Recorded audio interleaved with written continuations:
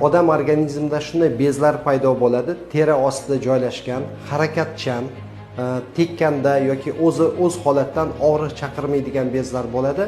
Bu bezlar agar sizda kuzatilayotgan bu narsalar bor bo'lsa, buni avvalambor avloddan qidirish kerak. Otangizda, tog'angizda, ona taraf, ota tarafdan agar shunga o'xshagan bezlari bor odam qarindoshlaringiz bo'lsa, demak bu xavfsiz. Buni nomi neyrofibromatoz deyiladi. Neyrofibromatoz gen orqali o'tadi, o'z-o'zidan biror bir rakka olib kelmaydi.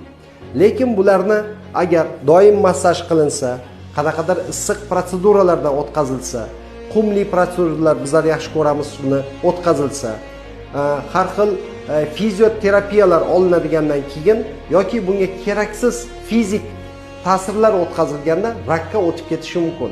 Ya'ni neyrofibrosarkomaga o'tib ketishi mumkin. Agar sizda shunga o'xshagan bezlar bezovta qilayotgan bo'lsa, bizga bemalol murojaat qilishingiz mumkin. Biz ko'rib, unga to'liq davoni tanlab beramiz.